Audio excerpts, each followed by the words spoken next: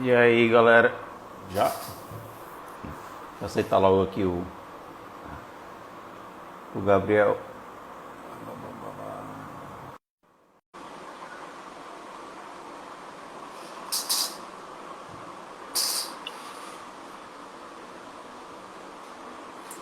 Fala, meu velho. E aí, Bruno, tudo bom? Tá me escutando bem? Tô escutando. Também Show me de ouve bem? bola. Tranquilo, internet, se Deus quiser, vai dar tudo certo hoje aqui. Das últimas vezes que eu fiz live, cara, não sei se é porque tava todo mundo fazendo também, tráfego de dados muito grande. Chegava com 20 minutos, meia hora de live, travava. Tá muito sobrecarregado, velho, o sistema, velho. Mas agora eu acho que tá mais tranquilo. Assim, no começo foi um boom, né? Aquela primeira e segunda semana, todo mundo fazendo live, fazendo live, fazendo live, até de qualquer coisa. Mas agora já tá mais calmo. E aí, cara, prazer estar falando contigo. Se apresenta pra galera. Quem não te conhece ainda. Tem muita gente aqui que só tá entrando ainda. Mas se apresenta pra galera, fala do teu background. Onde é que tá em Recife, né? Nada, velho, vim pro interior. Passar o Dia das Mães com minha mãe na Bahia. Aí eu tive que vir pra cá. Mas tô Mas voltando você é pra daí? Recife já. Você Sou, é sou da daí? Bahia. Show. Legal. Então, Se me apresenta chamo aí. Gabriel, pra quem não me conhece. Eu sou acadêmico de medicina. Atualmente estou no quinto período, mais ou menos chegando na metade. Criei o Instagram Med Performance, sou fundador e no começo de 2019. Criei no intuito de eu estar na área de medicina, estudar muito sobre metabologia, falando de tanto de síndrome metabólica, obesidade, que é o ramo que a gente mais vê, como também de treinamento, que sempre gostei muito da parte de treinamento físico. E eu meio que associei as duas. Então, Legal. eu criei o Med Performance, que assim teoricamente, acho que quando você está no fundo do poço é que você tem suas melhores ideias. Então, eu criei quando eu vi. Eu sempre fui um cara que, tipo, gosto de estudar e gosto de ser comprometido com as coisas, com a vida profissional. E fiz uma prova e fui bem mal numa prova, velho, muito mal. Aí eu precisava só de uma questão para o professor me passar e tal. Aí eu fui atrás dele para falar e tal, e ele me falou, cara, se você errou essa questão, você poderia ter matado sua mãe. Ele falou mesmo assim. Eu fiquei muito mal com isso. Fiquei num processo meio que depressivo.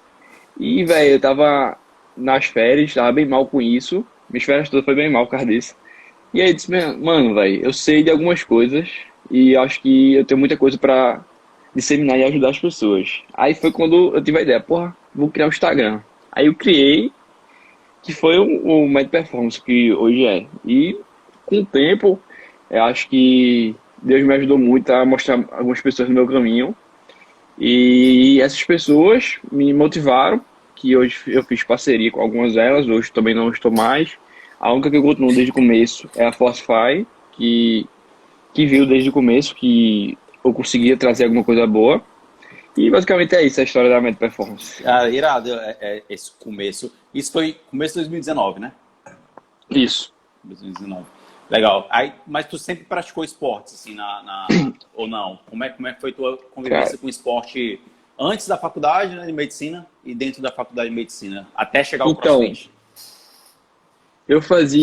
fiz um pouco de corrida de rua, joguei tênis por um tempo, mas tipo, nada foi tipo vida de atleta, tá ligado? Foi episódios. Mas eu sempre gostei muito de treinamento, muito mesmo. Legal. E o CrossFit apareceu pra ti em que momento? Que momento foi picado pelo mosquito do CrossFit? Velho, indo pra minha casa sempre tem uma box no caminho, né? E aí eu fui lá, passei e tomei coragem, velho. Eu achava que na minha época era até um esporte mais novo, em 2017, se não me engano. Foi no final de 2017. Assim, eu já achava novo, mas pra Uhum. vocês, começaram lá pra 2013, 2014, imagina o que tava nascendo, né? Sim, E sim. aí, velho, eu tomei coragem e fui. Fui ver o que era. Eu não conhecia de fato o que era o CrossFit, só via por vídeo. E até que eu fui. Aí me apaixonei, velho. Eu amo à primeira vista. Legal. Mas tu já conhecia alguma coisa de CrossFit antes ou, tipo, só de passar e ver o pessoal fazendo no Cara, box? nada, Não, conhecia né? nada, velho, nada. Eu te pergunto isso porque a maioria das vezes o que acontece, né? O que acontecia muito era desse preconceito, né, com a modalidade. É, e aí, a partir do momento que você conhece, começa a treinar, começa a trocar ideia com outras pessoas, vai baixando um pouquinho a guarda. Foi o que aconteceu comigo, por exemplo. Uhum. Né? Eu tinha bastante preconceito com modalidade no ali 2013, 2014. E só que as coisas, eu fui entrando dentro do processo e foi mudando a minha cabeça e ajudando a mudar também, porque naquela época a mente era meio trash. É, Atleta Revelação em 2019, é? A André tá falando aqui. Ah, foi num campeonato do meu boxe, né? Aí eu fui eleito atleta revelação Qual é o teu ano boxe que passado. tu treina em Recife, Gabriel? Manguetal, Manguetal? onda Legal, roxa. show. Bora falar um pouquinho sobre sistemas energéticos? A ideia que eu tive era falar sobre sistemas energéticos sobre uma ótica mais simples, sabe? Tipo assim, tentar fazer com que a gente pegue os termos, aquela coisa mais complicada, né? Tipo, limiares, VO2 máximo, tempo limite, velocidade VO2, esses termos e esses conceitos e tentar traduzir para o pessoal do dia a dia, né? Os alunos do boxe, para atletas, para a galera que gosta desse tema, que precisa melhorar essa condição cardiorrespiratória, que é a base do esporte CrossFit, e, e tentar falar isso de uma forma mais simples, né? A gente conseguir disseminar mais esses conceitos, parte bioquímica, de treinamento, só que de forma um pouquinho mais simples. Então, por isso que eu te convidei também, porque tu domina muito essa parte, né, bioquímica do processo, e vou precisar da tua ajuda para tentar trazer esses termos e deixar eles mais fluidos para a galera. Beleza? Senhora. É um Bora começar conceito muito sobre. desafiador, né, velho? Porque, É, tipo, transformar isso, assim, na minha visão, se você domina o conceito, você consegue explicar para qualquer pessoa. uhum. Mas mesmo assim, ele é muito desafiador para quem não tem a prática, assim, de viver o dia a dia e saber mais ou menos onde está.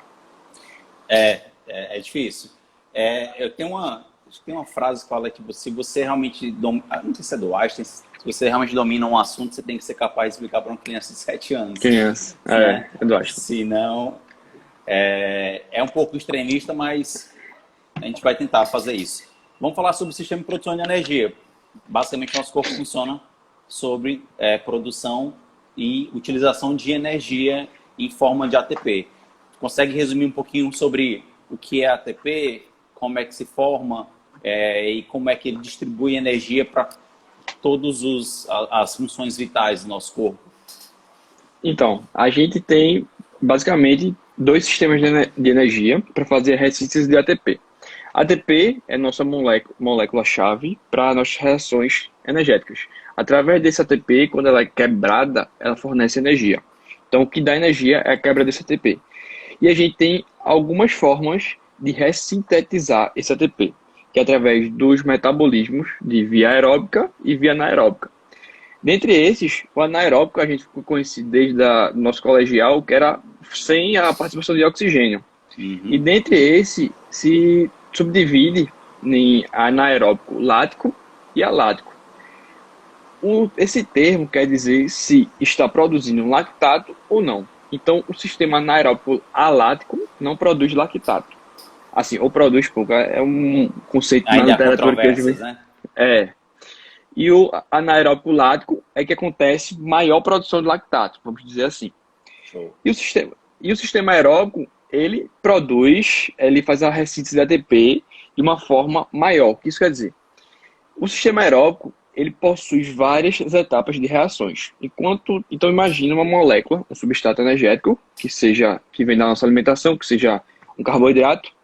Quando ele passa pelo metabolismo aeróbico, ele passa por várias etapas de reações. Quando ele passa dessas várias etapas, ele é quebrado muitas vezes. Então ele fornece muita energia. Diferente do anaeróbico. O anaeróbico, ele precisa de uma energia mais rápida. Então ele possui poucas reações. Então, tanto o anaeróbico lático quanto o alático, se ele for quebrar uma molécula, ele vai quebrar em poucas reações, porque a gente tá usando uma atividade de alta intensidade, por exemplo. Então, a gente vai usar menos reações. Só que tem um grande problema. O aeróbico, como ele quebra muito bem as moléculas, ele produz muita energia. O anaeróbico, ele tem uma energia mais limitada. Tanto falando do alático, quando a gente fala que não produz do lactato, ele só fornece pela creatina fosfato, que a gente Uhum. suplementa, por exemplo, na creatina, suplementação de creatina, que é uma via muito rápida, muito fácil de ser ressintetizada. Já o aeróbico, a gente vai através de ácido gráfico, que é aquela gordura livre, e da glicose aeróbica. Show. Acho que deu para entender. Vou só fazer um resumão e para a gente ir segmentando. Basicamente, o que move o nosso corpo, o que move as funções vitais é a quebra da molécula do ATP, né, que é a adenosina trifosfato. A partir da quebra, ocorre a liberação de energia. Só que uma vez que você quebra essa molécula, você precisa construir ela de novo. Você precisa pegar o ADP, o fosfato que saiu e trazer de novo. Então, quando você quebra, ela vira ADP, e aí você precisa fazer com que ela vire ATP de novo, que é o trifosfato. E aí essas vias que você citou, aeróbio, anaeróbio lático, anaeróbio galáctico, são vias que ressintetizam o ATP, que constrói de novo o ATP para ele ser quebrado de novo, e construir de novo, e ser quebrado de novo, e ser construído de novo. Então, basicamente, essa é a forma que o nosso corpo tem de se locomover e de manter as funções vitais. Então, tudo depende da quebra da molécula de ATP. Existe alguma outra forma de produção de energia, de fornecimento de energia, a não ser a quebra da molécula do ATP? Tipo, eu estou perguntando assim, mas é porque realmente eu não lembro de ter visto Uhum. Não, também não alguma outra via desconheço de também. fornecimento de energia. Então, o processo vai ter que ser quebrou, liberou energia, ressintetizou, quebrou, liberou energia, ressintetizou. É porque a única forma de a gente ter energia é através da quebra do ATP do fosfato dele, né? Da parte de Sim. fosfato. Mesmo a gente utilizando outros substratos energéticos, por exemplo, o lactato, a quebra vai ser através, vai dar fornecimento de ATP. Então não vejo outra maneira. Show de bola, show de bola. E aí, Cris, boa noite. Legal estar aqui. A gente vai deixar gravado, sim. Vai deixar gravado e fornecer lá no grupo. Depois eu dou mais detalhes aí. Show. Então a gente já sabe que para ocorrer vida, para ocorrer movimento, precisa de ATP. A gente não está nem chegando a falar de exercício ainda. A gente está falando só sobre funções básicas do nosso organismo. E quando a gente começa a falar de exercício, e aí você falou bem que existem três formas de produzir de novo, de construir de novo a molécula de ATP. E essas três formas, elas trabalham em conjunto, elas trabalham em sinergia, né? Não há um trabalho isolado de uma via em detrimento das outras. É um trabalho de predominância. E o que vai determinar qual é a predominância do sistema que vai estar em ação é a intensidade do exercício. Vamos entrar um pouquinho agora já em exercício. Então, quando a gente fala essa atividade é anaeróbia, essa atividade é aeróbia.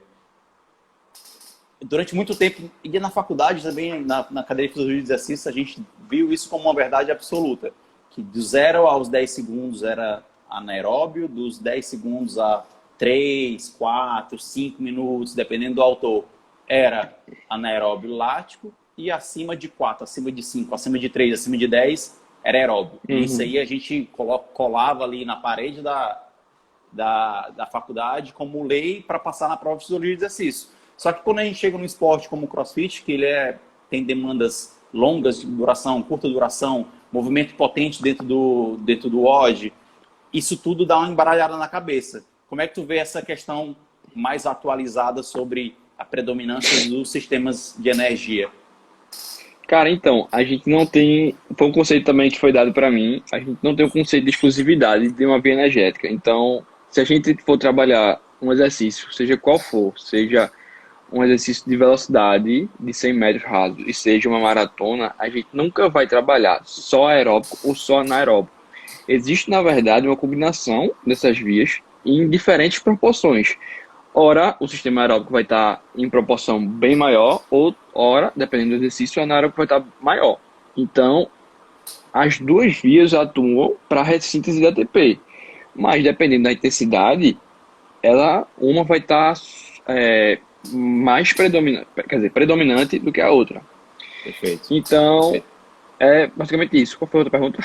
Não, não, é isso. É só Parece, né? para a gente começar a falar sobre predominância e não se ater a uma exclusividade de dizer que essa atividade ela é aeróbia, ou ela é Isso. anaeróbia, ou ela é ATP e CP só, né? Porque, na Uhum. verdade, existe uma predominância e existe até uma sinergia entre os sistemas para reconstruir o ATP que foi quebrado. E Exato. E também acho que esse negócio de se aplicar, se apegar muito aos segundos, cada tempo que a via termina ou começa, é muito variável. E acho que é pisar muito na bola. Porque vai depender muito por exemplo, da predominância de fibras musculares que o seu atleta tem, o como o seu atleta reage ao treinamento aeróbico ou anaeróbico, de explosão, balístico, de pliometria, assim vai. Então, acho que se perfeito. apegar só ao tempo, eu acho um pouco errado. A gente deve ter a noção, né? São muitas variáveis, né? E são muitos estudos até de estudos de sprints repetidos que mostram que a partir do quinto sprint de 6 segundos já há uma predominância do sistema aeróbio. Né? Estudos que mostraram que a partir dos 400 metros em uma prova de 1.600, uma prova de 1.500, já há uma predomínio do sistema aeróbio, mesmo numa prova de curta duração. Então, quando a gente vai olhar para ter um predomínio ou a partir de tantos segundos daquela atividade, é muito contextual. É muito dependente, é muito atividade dependente. Né? É, E da mecânica que o cara está envolvido. Por exemplo, esse estudo que você está falando é do Spencer Engast, que ele falava que a partir de um sprint de 800, em 26 segundos, o cara já estava em predomínio aeróbico. Então, isso a gente refuta muito o que a gente aprendeu na faculdade, o que aprendeu no colegial, e que tem nos livros, que é uma bíblia, que é o Gaito, por exemplo, que falava que o aeróbico só estaria predominante acima de 3 minutos. E hoje a gente vê que o sistema aeróbico ele é capaz de produzir potência. Porque a gente sempre falou, aeróbico é lento. Lento comparado ao anaeróbico. O anaeróbico, de fato, é mais rápido. boa questão essa. Então, porque o anaeróbico é mais rápido porque tem poucas etapas de reações. Então, não precisa quebrar tanta molécula. Já o aeróbico, ele quebra muito mais a molécula. Mas, todavia, ele produz potência. É tanto que a gente tem um negócio chamado potência aeróbica. Potência aeróbica, exato. E durante muito tempo ficou aeróbio e exercício lento. Então, e aí, engraçado como isso dita a conduta do profissional de educação física, por exemplo. Quando você está numa academia de musculação e pensa em aeróbio, você sempre pensa 10 minutos de esteira. Era Esteira, o isso. máximo de aeróbio que se fazia dentro de uma sala de musculação, ou 5 minutos de bicicleta. Ou então você pensava, aeróbio você ligava com as aulas coletivas, spin, jump, step. Então era muito já o conhecimento que era passado na faculdade já entrava na via profissional e isso era tido como verdade e era jogado para a população. Então hoje as pessoas ainda é comum e é natural que as pessoas reajam dessa forma, de segmentar dessa forma que o aeróbico é 10 minutos, 15 minutos, 20 minutos, porque foi assim que os profissionais de Foi educação física ensinado. tiveram essa conduta dentro dos ginásios, né? Dentro das academias, e os profissionais tiveram essa conduta com os professores dentro da universidade. E engraçado desse estudo do Spencer, porque não é uma coisa atual, não é uma coisa que foi um estudo de 2019, Acho que, 2018, acho né? que é 99, 2000, é antigo, né? É uma coisa relativamente antiga, né? Já viu esse livro aqui Do o o HIIT, né? Boscolo? Tem uma passagem dele que é bacana. Ele pergunta, ele exatamente fala, em quanto tempo você acha que um exercício precisa para ser predominantemente aeróbio? E aí ele cita aqui um estudo de 1 minuto e 15 segundos. O sistema aeróbio é ativado de forma predominante, né? Num esforço contínuo máximo. A gente não está falando de fazer o tiro e descansar, fazer o tiro e Aham. descansar. De um esforço, de uma corrida contínua, a partir de 1 minuto e 15 segundos. Então, isso era quase uma heresia há muito tempo atrás, falar que 1 minuto e 15 eu já estou com um predomínio do sistema aeróbio. E aí, sabendo disso, a gente muda a conduta, né? As condutas começam a ser diferentes com o treinamento físico, sabendo dessa predominância e dessa importância do sistema aeróbio. E aí eu acredito, já trazendo para o CrossFit, mas a gente ainda vai voltar um pouquinho, que o que eu acho que tem mais mudado de 2 anos para cá é essa relação com os trabalhos de resistência, os trabalhos de longa duração ou os trabalhos de predominância aeróbia. De 2 anos para cá, eu vejo que tem muita gente já começando a falar sobre isso, já começando a mudar a conduta. E isso é uma coisa boa, porque na minha opinião, eu ainda acho que o Brasil e a América do Sul ainda está atrás ainda dos atletas europeus, dos Por causa da atletas resistência aeróbica. por conta do condicionamento do cardiorrespiratório. Eu acho que isso ainda é o grande fator determinante. Força, não sei se a gente está tão atrás mais dos caras em relação à força, em relação à Não. estratégia, talvez ali na cultura esportiva, né? De ter mentalidade de atleta, ter condições de ter uma vida de atleta, mas se a gente fosse até a nossa prática, o que a gente pode mudar assim, ainda essa questão de condição aeróbica. O que é que tu pensa disso? Cara, então, a gente primeiro tem que desmistificar que CrossFit é, na sua maior parte do tempo, alta intensidade. Porque se a gente pegar o conceito de alta intensidade, não se aplica ao predomínio da atividade. Então, na verdade, o predomínio da atividade do CrossFit é aeróbica. Mas não necessariamente você vai estar em alta intensidade em todo momento. Então, falando um pouco mais de CrossFit, quando a gente desenvolve uma base aeróbica de fato efetiva, a gente vai explicar um conceito chamado de limiares metabólicos. Quando essa atividade aeróbica, que ela é o principal responsável, a meu ver, de expandir, ou seja, colocar mais à direita, atrasar sua fadiga muscular, periférica, central, seja o que for, é ela que faz. Então, quando a gente fala que o cara do CrossFit brasileiro está atrasado em relação a principalmente os americanos, é porque se a gente pegar qualquer prova de resistência, a gente vai ver por que a gente demorou tanto, porque a gente está atrasado nisso. Porque nossa resistência, estou falando de endurance, tanto endurance muscular quanto cardiorrespiratório, é atrasado. Porque o cara brasileiro ele entra em fadiga primeiro. Então, como você falou, eu acho que a questão de força não é, de fato não é, porque se a gente pegar a provas que teve um RM no Open, o Brasil, os atletas de topo ficaram disparados lá na frente. É tanto que a gente pode ver o Anderon. Anderon, a prova que ele ganhou aqui no Brasil, no BCC, foi uma escada de ground overhead e lá na África do Sul. Ele ganhou Ah, uma sim, prova de escada verdade. de clean. Então, e as provas que ele ficou para trás foram as provas de fato de resistência. Então a gente, por esses fatores, a gente afirma que os atletas brasileiros estão atrás nisso.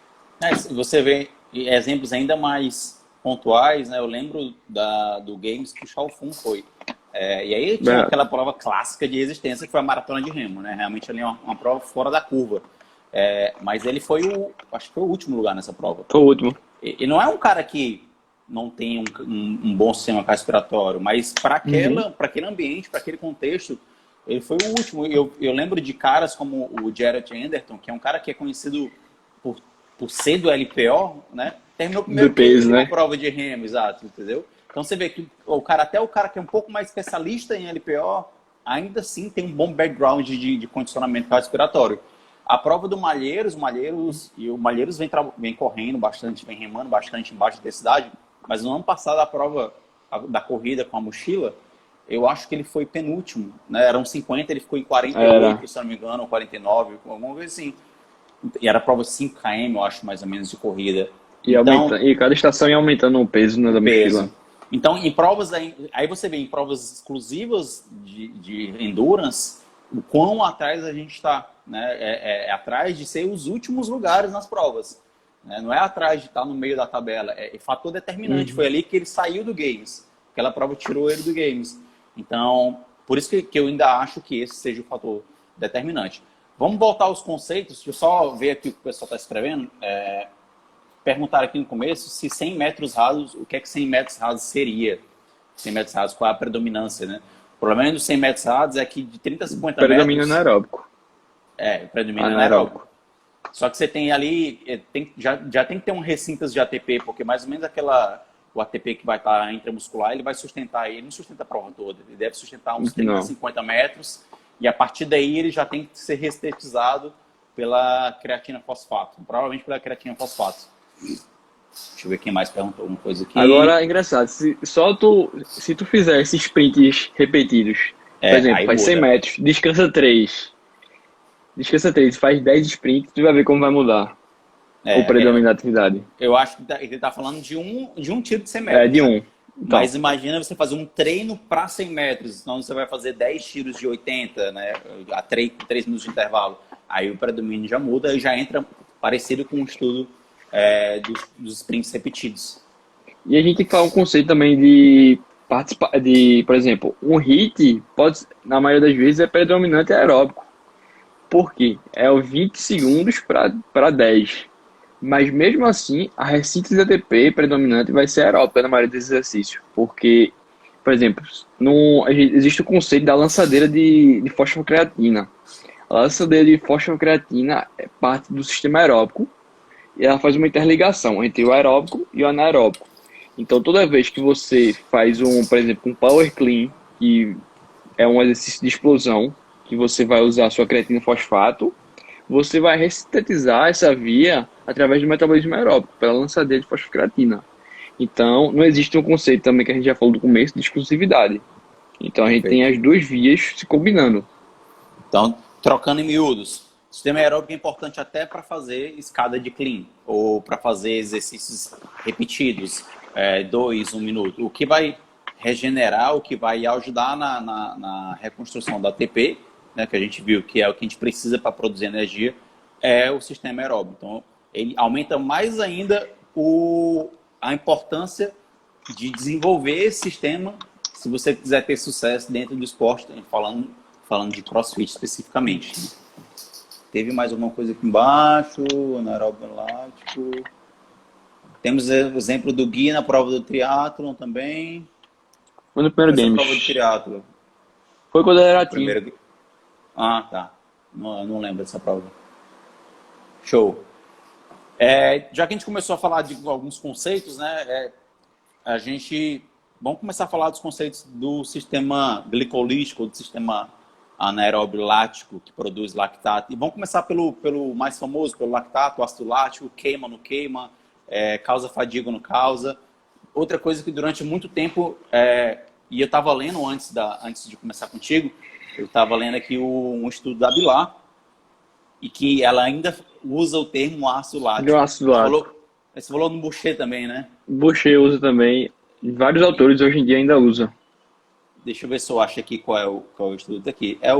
Os conceitos da MLSS.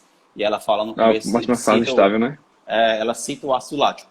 Então, assim, de novo, na faculdade, a gente vê que... e acredita e leva isso para o âmbito profissional, que o responsável pelaquela sensação de queimação, de fadiga, é o famoso ácido lático. E aí que nos últimos anos vem se mostrando que não é bem assim. Que primeiro que não existe a formação do ácido, e segundo que o lactato não causa fadiga, e terceiro que o lactato, na verdade, ele ajuda a manter a intensidade do exercício. Vamos começar a falar um pouquinho sobre isso, Gabriel? Cara, então, acho que isso é um fator de confusão, igualmente como o sistema aeróbico e anaeróbico. Então, a gente tem uma relação que diz que o aumento do lactato tem uma relação proporcional com o aumento da intensidade. De fato, quando a gente vai aumentar a intensidade e vai coletar o lactato, seja pelo dedo ou pelo lobo da orelha, a gente vai ver que aumenta com a intensidade, então eles andam juntos. Então a gente fez uma relação que a fadiga estava relacionado com o lactato, porque ao aumentar a intensidade, aumentava o lactato. Mas hoje a gente sabe que é uma relação só casual, porque na atividade glicolítica, na glicólise anaeróbica, acontece a produção do lactato. Então, a gente produzia lactato e a gente coletava. Então, tinha essa relação. Só que, na glicose anaeróbica, ela também produz ATP. Só que, quando ela produz ATP e vai quebrar seu ATP, libera nessa quebra do ATP uma molécula chamada H+, o íon de próton. Esse H+, quimicamente, ele causa acidose. Ele é o causador da acidose. Então, resumindo assim, a glicose anaeróbica, a gente vai ter a produção de CO2, ATP e lactato. Do ATP vai quebrar e sair um H+. Desse H+, vai causar acidose e não lactato. Então, a gente tem algumas fibras musculares que ela produz mais lactato que outras. Por exemplo, as fibras tipo 2. Ela tem um predomínio de explosão, então a gente produz mais lactato nessa via. E existem outras fibras que consomem lactato, são as fibras mais lentas, as fibras tipo 1. que existe o conceito que a gente chama de transporte lactato, que é uma fibra produzir lactato e a outra consumir. Então, no exercício de explosão, no sprint aí, a gente vai produzir mais lactato? Vai. Só que no decorrer desse sprint, quando a gente começa a descansar, esse lactato começa a sua regeneração através de via hepática do fígado e também muscular. Nesse músculo, vai para as fibras lentas, que é as fibras que consomem esse lactato. Então a gente tinha o conceito que o lactato era o vilão. Hoje a gente sabe que não é por N fatores. Porque a gente, por exemplo, o encéfalo, ele consome lactato. Então como é que o encéfalo consome uma coisa que causa acidose, causa fadiga? Não tem sentido. Como também o miocárdio, o músculo do coração e as hemácias. A própria hemácia é o lugar que tem mais enzimas e degrada esse lactato. Então eles consomem esse lactato. Perfeito, perfeito. Então, eu já sei que durante um exercício intenso eu vou liberar o lactato, vai haver a formação do lactato pela quebra da glicose, vai quebrando até formar o lactato. Mas não é o lactato necessariamente que causa a fadiga, que causa eu tenho que parar a atividade, aquela sensação de queimação. Pensa na airbike, quando você está pedalando muito forte, aquela sensação de queimação na perna, vem na ponta da língua falar que é o ácido lático, mas na verdade não é o ácido lático, são os íons de H+.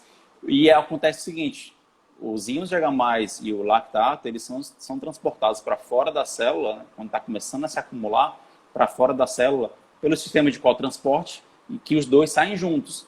Então, ou seja, se eu vou fazer a coleta do lactato e tem muito lactato na via sanguínea, não quer dizer que tem muito H+, porque os dois saem juntos dentro da célula, né, pelo cotransporte, MCT4, né? Só abrir aqui o... Pronto. Show. Então, se tem muito lactato na corrente sanguínea, tem muito H+.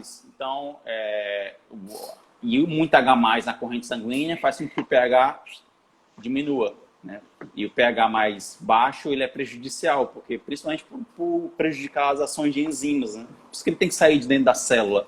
Então, se esse H+ fica muito dentro da célula, intracelular, o que vai acontecer? Que as enzimas que vai degradar a glicose, quebrar essa molécula de energia, elas não vai funcionar. Então, quanto mais lactato eu tenho, ou lactato, não, desculpa, H+ eu tenho dentro dentro da célula, menos eu vou funcionar a enzima que vai me fornecer energia. Então, a fadiga pode ser causada pela acidose do H+, como também proveniente dessa acidose, a falta de substrato. Substrato, assim, a falta vai acontecer porque a enzima não está fornecendo a energia para quebrar a molécula.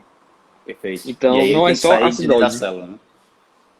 Aí ele sai por esse cotransporte, MCT4, que você falou.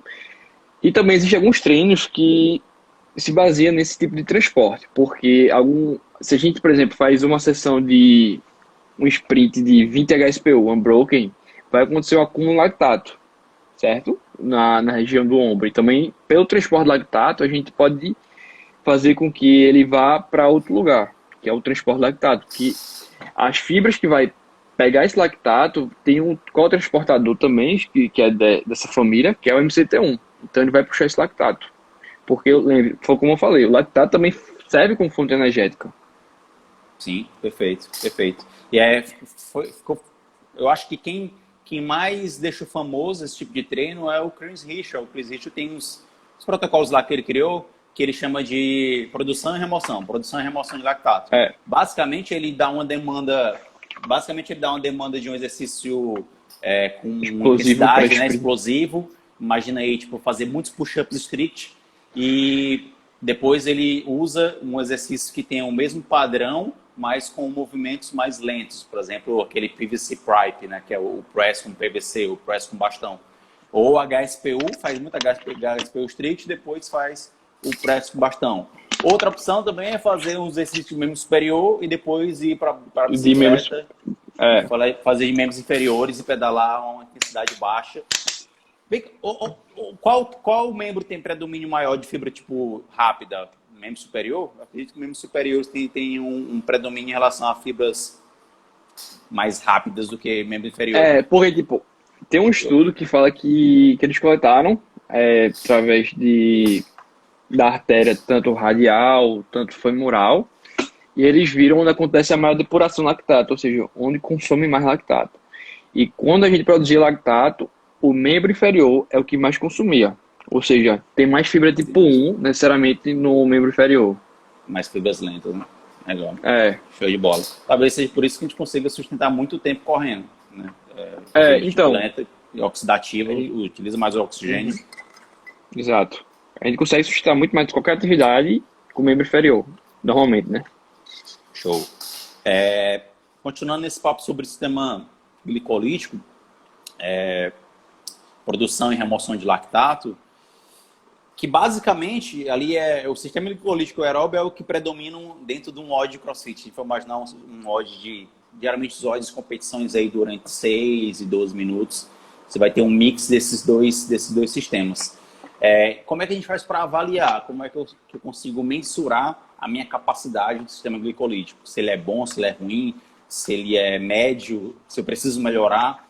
Quais os tipos de avaliação que a gente tem para determinar os limiares metabólicos, né? Que você falou de limiar 2, que é o acúmulo, é um aumento na produção do lactato maior do que a taxa de clareamento. Então, vamos explicar os tipos de teste, o que eles mensuram e os conceitos de limiar 1 e de limiar 2.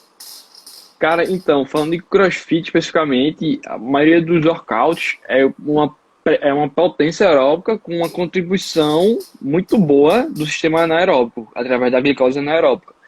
Então, por isso que a gente fala que o CrossFit é um esporte de resistência, porque o cara que resiste mais, ou seja, que tem mais tolerância à fadiga, ele ganha. Então, basicamente, por exemplo, o teste que a gente pode fazer é o mais conhecido, assim, que é o 2 km de remo. Que a gente vai fazer, a gente tanto mede a sustentação dele, através de uma potência aeróbica, combinado com uma contribuição da glicose anaeróbica, porque, assim, atletas dá mais ou menos em torno de 7 abaixo, falando de atleta de elite. Sim, bastante. Então, através disso, a gente tem calculadoras, por exemplo, da Concept 2, que dá para avaliar o VO2 máximo. Assim, não é um teste que é o mais bem feito, porque ele não é aquele de esforço incremental ou de... esqueci o nome agora. É a rampa, e o step, né? São testes de incremental de esforço. Já que tu falou, vamos falar sobre esse tipo de teste. Basicamente, e o Chris manja muito disso, tem basicamente 3 tipos de teste. Os testes incrementais, que aí você pode dividir em teste rampa e teste step, que você vai aumentando a intensidade do esforço a partir de determinado tempo. Por exemplo, a cada 1 minuto eu aumento em 10 watts, ou a cada 1 minuto eu aumento em 1 km por hora. Esses são testes de rampa que aumenta muito rápido, a cada minuto. Existem os testes incrementais de step, que você aumenta a intensidade do estímulo, só que com um período maior de tempo. A cada 2... Aqui acontece uma fase estável para a gente mensurar. A cada 3 minutos, que é o mais famoso, né? A cada 3 minutos aumenta 30 watts de potência no remo, que é o que a gente usa. Por que fazer isso? Para dar tempo a frequência se estabilizar. Né? Para ser mais real, para ser mais fidedigno. E aí o teste para quando eu não consigo mais manter aquela potência que era para ser do estágio determinado. Por exemplo, eu era para manter 210 watts, eu não consigo manter 210 watts, e aí o teste encerra. Nesse tipo de teste, a gente consegue mensurar limiar anaeróbio. Geralmente o que a gente faz é para limiar anaeróbio através do ponto de deflexão da frequência cardíaca. Se você tiver com troca gasosa, melhor ainda, mas é difícil a gente ter acesso a aparelhos de trocas gasosas. E o teste de rampa, o teste retangular, que é o que você falou dos 2 km de remo. Que é o contínuo. Isso. Que é o contínuo, entre aspas, né? 2 km de remo, 1.500 metros de corrida, 5 km de corrida, 3 km de corrida. São testes contínuos, né? Teste all-out, até porque é teste, em que eu vou meio que confirmar os dados que eu colhi no teste de laboratório. São testes mais práticos. Né? São testes mais... Eles são de confirmação, como você falou. Não é... A gente não... De fato, quando a gente não tem nada, a gente tem que se basear por ele. Então, se a gente tiver qualquer coisa, é melhor do que não ter nada. Então, se a gente tem algum teste para avaliar, vamos fazer esse, né? Se a gente não criou outro. Então eu Perfeito. penso dessa forma. Ele tem seus furos, como qualquer outra coisa tem. A PSE tem, a frequência cardíaca tem, tudo tem. Então, se a gente não tem nada, precisamos avaliar com alguma coisa. Então, Show. esse teste, ele não é o pico, né? O VO2 pico, porque ele é retangular, ele está sempre constante. E serve para a gente confirmar os dados que a gente teve nos outros testes. Basicamente é isso. Você falou que ele não fornece ou que ele fornece o VO2 pico na hora que travou? Não fornece o VO2 Ah, pico, porque a gente não isso. chegou na exaustão. Perfeito. O teste incremental a gente consegue ter a mensuração do É, VO2 pico porque eu estou incrementando a intensidade a cada estágio. É isso, eu vou levar o atleta a um estágio praticamente máximo. É isso? isso. Perfeito. Então, para mensurar, a gente tem essas formas de testar. E aí, a gente falou do ponto de deflexão da frequência cardíaca. O teste que a gente usa é remar e incrementar. Na verdade, é o seguinte: o teste, primeiro a É gente o faz um teste de teste. Cocone adaptado, Isso, né? isso. A gente primeiro faz um teste de 6 minutos, pega a média dos watts desse teste de 6 minutos, tira 60% dela. Essa vai ser a intensidade inicial do teste incremental. Né? Faz num dia, faz os 6 minutos, por exemplo, deu 100 watts em média, eu vou usar 60 watts, que é 60%, para iniciar o teste do outro dia. No outro dia, eu começo o teste fazendo 60 watts e a cada 3 minutos eu aumento 30 watts. Então vai 60, 90, 120, 150 e eu anoto a frequência cardíaca no fim de cada estágio.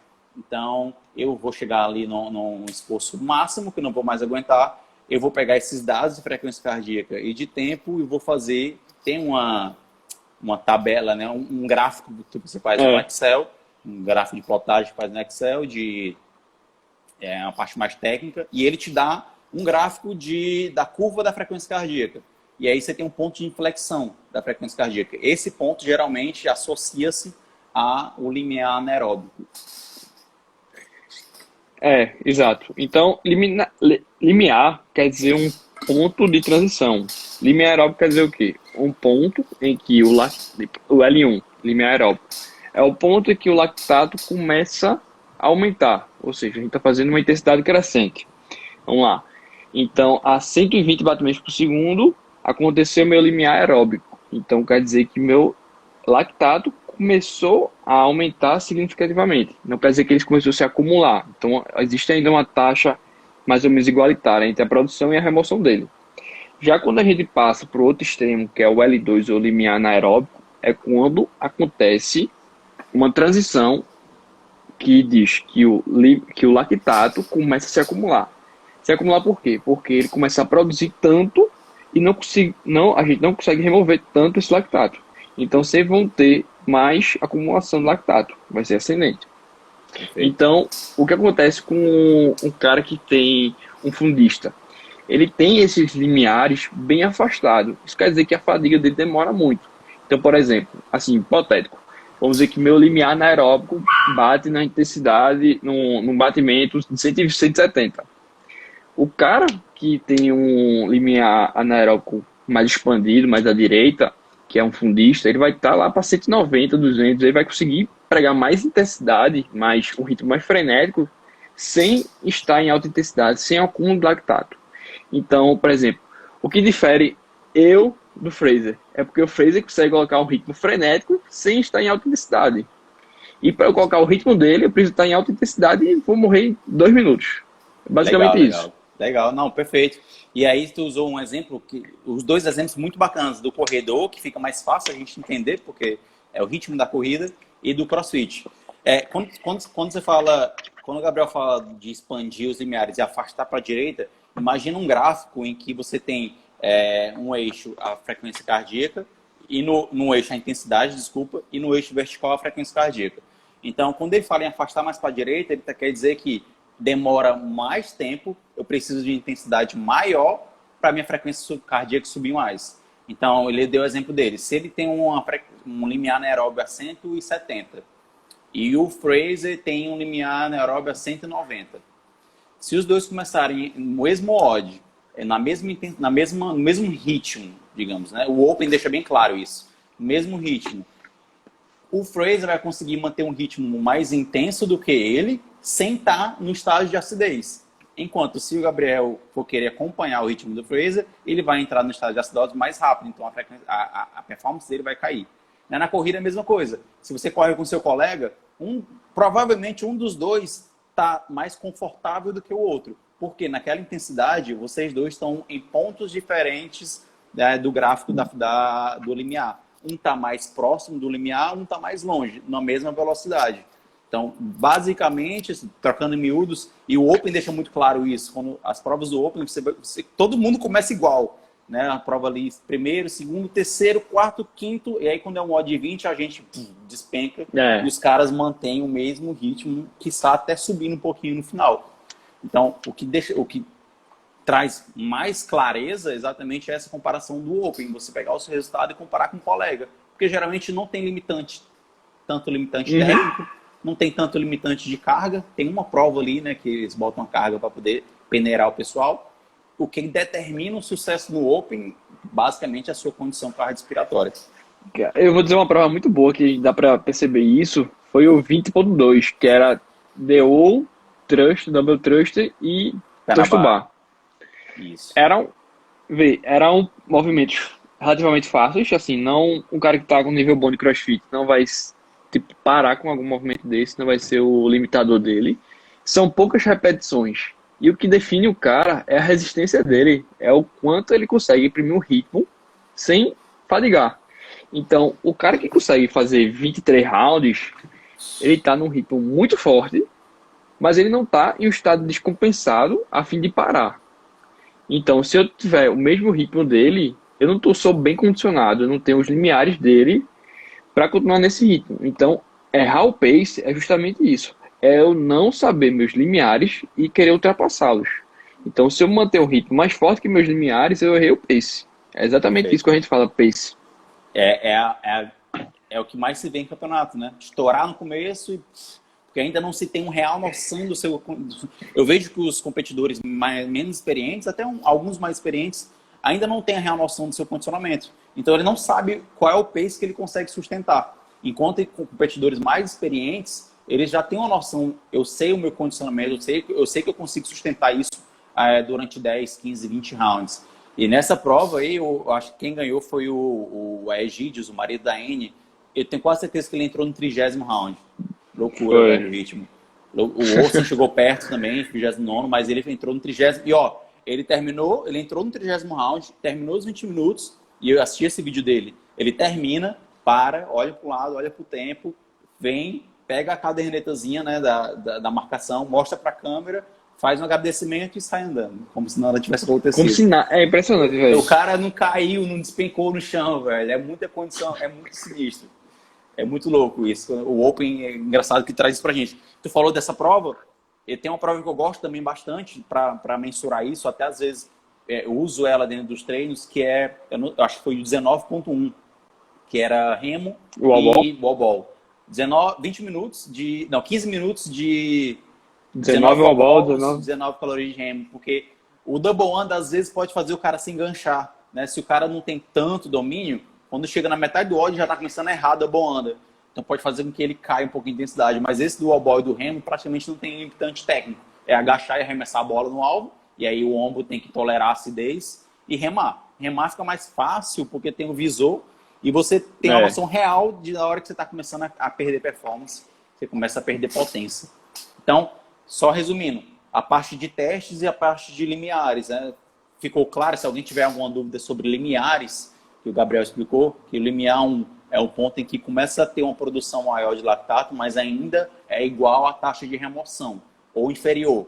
O limiar 2 é um ponto em que essa produção e essa remoção já não tem mais equilíbrio, já começa a produzir muito lactato, maior do que a taxa de remoção. E aí você começa a entrar em estado de acidose, começa a comprometer a intensidade do exercício. Entretanto, você consegue continuar o exercício, consegue continuar subindo até chegar ao VO2 máximo. O VO2 máximo está num ponto acima do limiar anaeróbio, né, Gabriel? Isso. Você consegue continuar a atividade ainda em L2, acima do L2. Não por muito tempo, mas você ainda consegue...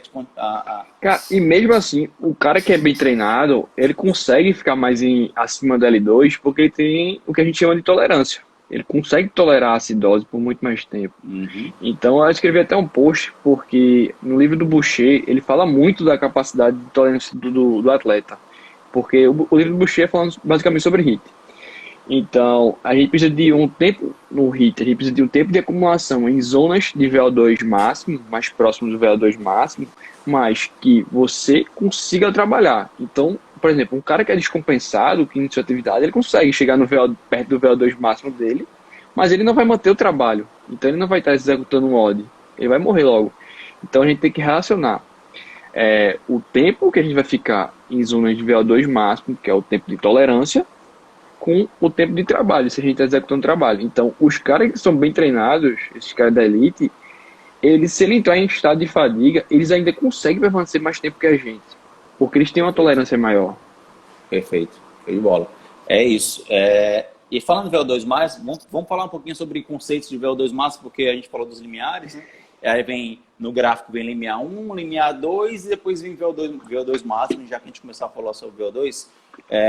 VO2 é a capacidade de captar, transportar e utilizar oxigênio. Só que o VO2 máximo é a tua capacidade máxima de fazer isso. Qual é a maior intensidade que você consegue sustentar através do sistema aeróbio? A produção de energia através do sistema aeróbio está a todo vapor, está no máximo. Tu tem alguma definição mais clara sobre VO2, Gabriel? Seja mais fácil explicar assim, para quem não é tão da área. E é uma referência, a gente usa, o VO2 é uma medida, é uma mensuração, e aí a gente usa percentuais do VO2. Então, sendo VO2 a sua capacidade máxima de trabalho do sistema oxidativo. Só que o problema do VO2, e até alguém perguntou aqui sobre... Deixa eu só voltar um pouquinho. Perguntaram do teste da MES, já a gente fala sobre o teste da MES aqui. Por isso que é perigoso utilizar percentual de VO2 para treino de dois atletas. Às vezes aquele percentual equivale a locais diferentes limiares.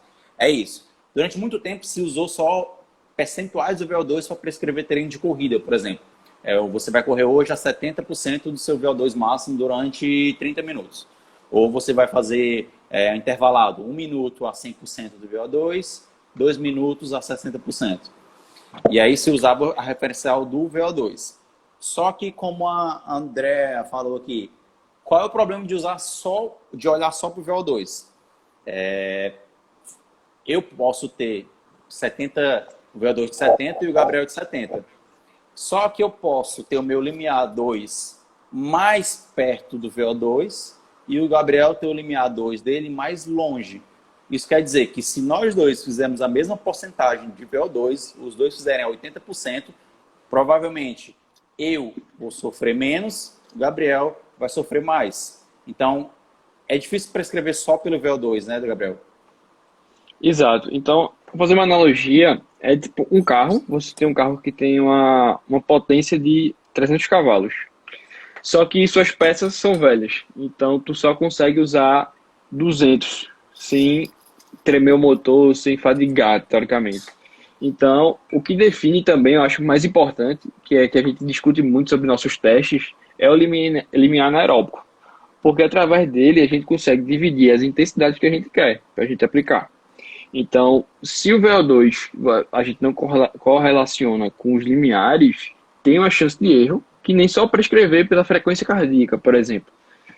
Porque a frequência cardíaca tem o mesmo problema nesse caso, que é você colocar eu e Bruno a 10 minutos de esteira a 80% da frequência cardíaca máxima. Pode ser que Bruno esteja acima do L2 e eu esteja abaixo do L2. Então, teoricamente, o que seria o mesmo treino vai ter duas respostas metabólicas distintas. Então, só analisar o VO2 não vale. E, assim, não vale no sentido de, tipo, não é tão prático, não é tão legal usar. Então, sempre buscar mais de um parâmetro. Perfeito. Até a própria mensuração de VO2, para ter ela mais digna, teria que ter a análise de troca gasosa, né? E o que tem são estimativas, né? São testes que estimam isso. Deixa eu falar, Gabriel, ó, daqui a 5 minutos vai fazer 1 hora de live. Eu tô com medo de quando der 1 hora, o Instagram fechar a live e eu não conseguir salvar. Então, o que é que eu vou fazer? Daqui a uns 3 minutinhos salva. Eu vou encerrar, salvar e abrir outra para a gente continuar, beleza? E outra Só, uma analogia que eu lembrei, que eu uso bastante de carro, é, por exemplo, você usar um carro, pegar um carro, usar gasolina e o outro usar álcool. É justamente isso, o metabolismo aeróbico e anaeróbico. Porque na gasolina você tem menos potência, mas você consegue andar mais. Já se você usar perfeito. o álcool, você vai ter mais potência, só que você vai andar menos. Acho que fica mais Perfeito. fácil de entender. Acho que fica mais fácil. Então, galera, se tiver alguma dúvida sobre isso, eu sempre pergunto como. Opa, peraí. Tem aqui 17.3, também dá para perceber bem isso que vocês falaram. O Seger, Pentic, Fraser, não lembro qual era o 17.3. 17.3, agora me quebrou. 2017, não lembro. Cole Seger, Pentic e Fraser. Se der, lembra aí, Luiz, qual foi esse bode? André, eu sempre me pergunto como programar avaliar sem parâmetros ou sem equipamentos. É, vou fazer o seguinte, eu vou fechar aqui a live, vou salvar essa primeira parte, vou reabrir para a gente falar sobre isso que a André falou, em que tipo de equipamento a gente consegue mensurar esses limiares, né? Bicicleta, remo, corrida, se dá para fazer sem esses. A gente vai falar mais um pouquinho sobre a máxima fase estável do lactato, velocidade de VO2 e VO2, critical power, e depois a gente abre para pergunta, ou então alguma coisa que a gente for lembrando, a gente vai falando. Beleza? Vou só fechar aqui para salvar a live e eu já te chamo, viu, Gabriel? Beleza.